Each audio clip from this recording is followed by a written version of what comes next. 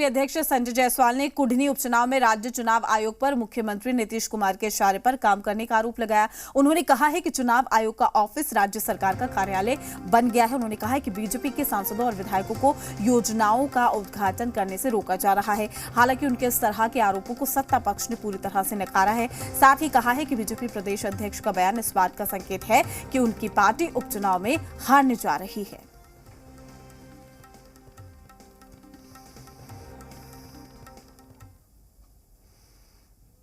अब ये अपने अपनी बात है, अपनी अपनी मंशा है, उसके आलोक में करेंगे। चुनाव आयोग निष्पक्ष संस्था है और हम समझते हैं कि किसी के दबाव में चुनाव आयोग काम नहीं करता। हम आपका नज़रिया है जो कभी देखते हैं, कभी कहते हैं हाँ, कभी ना, लेकिन सच्चाई यही है कि चुनाव आयोग जहाँ तक हो सकता है वो लोग निष्पक्षता से काम करते हैं और मैं नहीं समझता हूँ। ये सिर्फ एक छोटे से बेडरूम से मशरूम की खेती करके महीने का 50,000 कमा रही हैं। मशरूम खेती सीखनी है तो फ्रीडम ऐप को अभी डाउनलोड कीजिए। कि आज के परिस्थिति में बिहार में वो किसी पार्टी या गठबंधन के पक्ष में वो काम कर रहा हो। ये पराजित मानसिकता का द्योतक है संजय अग्रवाल। अब उसको सुझाई नहीं दे रहा है। अब देश का गौरव, देश की गरिमा की बात नहीं हो रही है। अब गुजरात के गरिमा, गुजरात की संप्रभुता की बात हो रही है। हम देश की गरिमा और देश की संप्रभुता को लेकर के कुढ़नी चुनाव में हम लोगों ने मुद्दा बनाया। फांसीवादी ताकतों को निर्णायक शिकस्त देने के लिए हमने 24 को कुढ़नी का चुनाव जो भारी मतों से हम जीतने जा रहे हैं। जीतन राम मांझी जी वरिष्ठ नेता हैं, महागठबंधन के पूर्व मुख्यमंत्री हैं।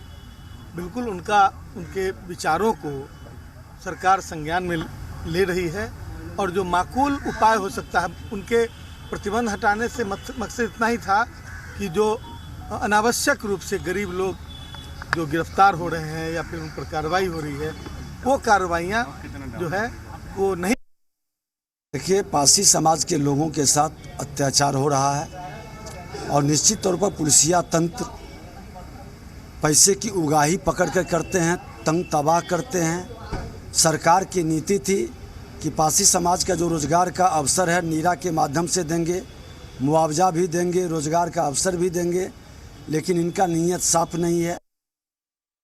मांझी जी ने व्यवहारिक तौर पे अच्छा सजेशन दिया है और मैं समझता हूँ सरकार के वो भी अंग हैं, उन्हें मुख्यमंत्री जी से संबंधित चर्चा करनी चाहिए और इसका कोई रास्ता निकालना चाहिए।